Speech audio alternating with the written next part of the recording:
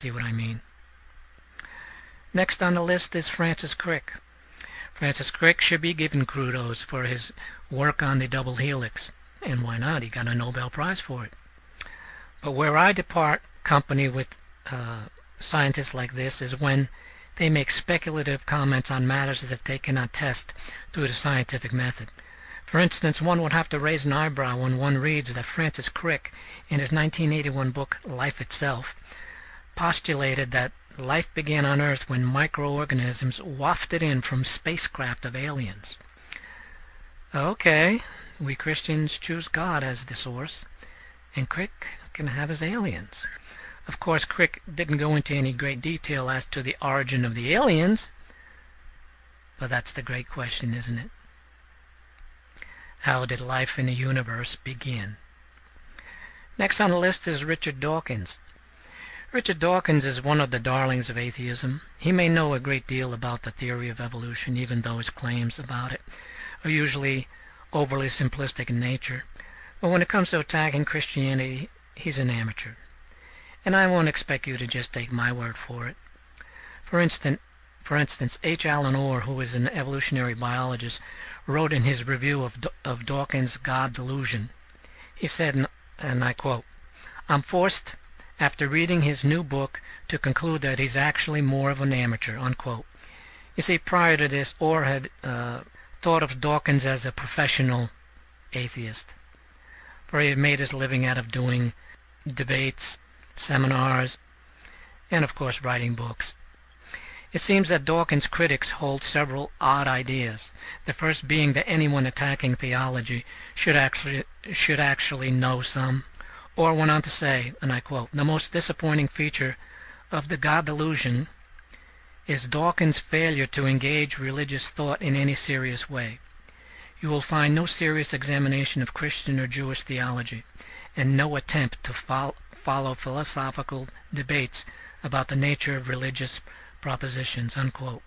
Then there was Terry Eagleton, who is better known as a Marxist literary scholar than as a defender of the faith. He had this to say of Dawkins' book, and I quote, "In a book of almost 400 pages, he can scarcely bring himself to concede that a single human benefit has flowed from the religious faith, a view which is as a priori improbable as it is empirically false." Eagleton continued, "The countless millions who have devoted their lives selflessly to the service of others in the name of Christ or Buddha or Allah are wiped from human history, and this by a self-appointed crusader against bigotry," unquote. Now, along with Dawkins, the slideshow also mentions Daniel Dennett, Steven Pinker, and Stephen Gould. Now, these are all people who would have you believe that the theory of evolution is a scientifically proven fact. Yet it's rather odd that these guys can't seem to come to a consensus amongst themselves on what the truth is. Richard Dawkins is a gradualist, and he said this about Stephen Jay Gould, and I quote, "I think the tendency of American intellectuals to learn their evolution from him is unfortunate, and that's putting it mildly," unquote. Steven Pinker, in defense of evolutionary psychology, had this to say about Stephen Gould's resistance to it, and I quote, "Gould is uninformed when he repeats the cliché that evolutionary reasoning is just cocktail party speculation. Gould's hostility to this exciting field is a missed opportunity," unquote. Well, Gould responded, and I quote, "Evolutionary psychology could, in my view, become a fruitful science by replacing its current penchant for narrow and often barren speculation," unquote.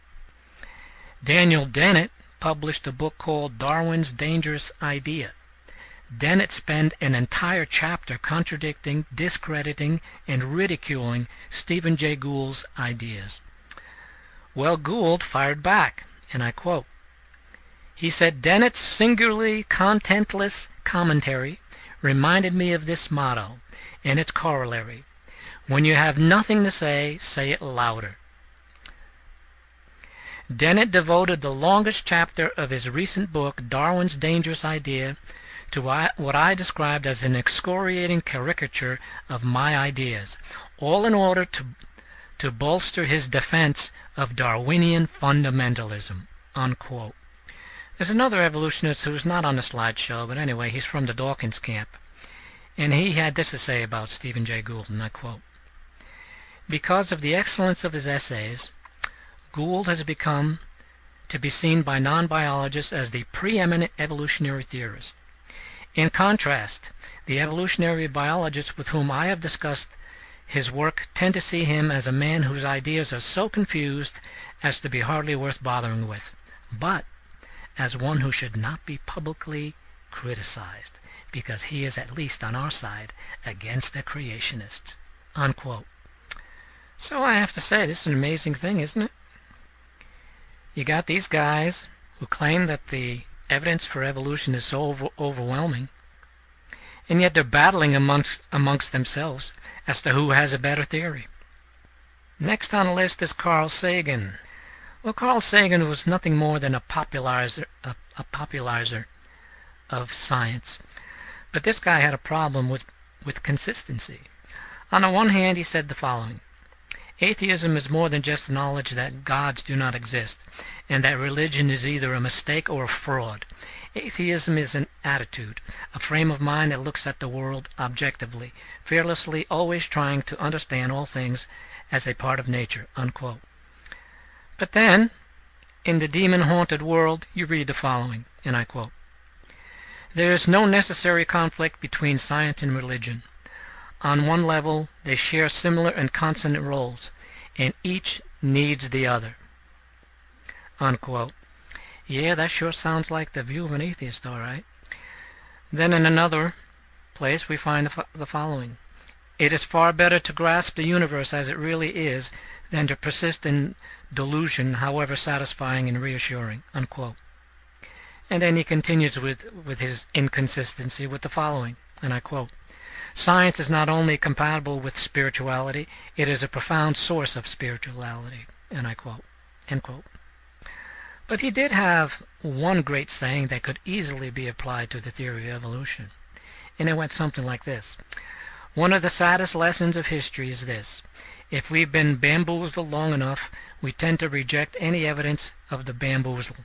The bamboozle has captured us. Once you have given a charlatan power over you, you almost never get it back," unquote.